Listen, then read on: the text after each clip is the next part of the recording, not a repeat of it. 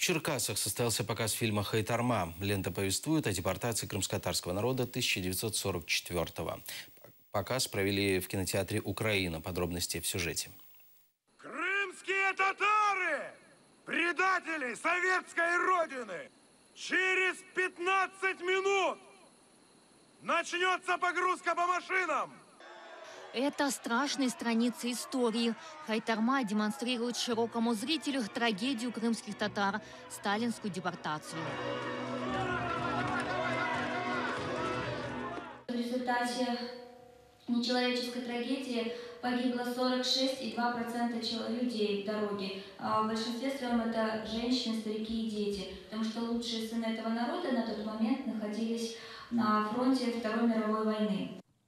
Главный герой – летчик, дважды герой Советского Союза Амедхан Султан. В мае 44-го, после освобождения Севастополя, Амедхан отправляется в отпуск в родную Алупку. На его глазах 18 мая и начинается депортация его семьи, его народа. Согласно приказу, все лица татарской национальности объявляются изменниками Родины и определяются к принудительному выселению. С собой брать еды на 2 суток и теплые вещи не больше 5 килограмм на человека. Драгоценности, посторонние предметы запрещено. Кто изменник? У меня сын герой! У предателя сын может быть только предателем. Что ты сказал, пес? Ты на кого руку поднял? Падаль татарская! Дуже болісний, але дуже захоплюючий. Мені дуже сподобалося.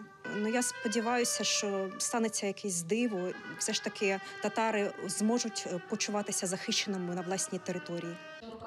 Просмотрел фильм и Вячеслав Самозванов. Ему 69. Он полковник в отставке, воевал в Афганистане. Во время просмотра ленты весь ужас войны снова обрушился в воспоминаниях. Кухоль солдат просить води попити. Взяв цей кухоль, забрав. Звірине лице Росії, це взагалі, воно так присутнє, присутнє для всіх росіян. Трагедія в Афганістані, трагедія на Горному Карабахі, трагедія зараз у нас на Україні. Те саме. Карина и Владислав случайно попали на показ фильма, не жалеют.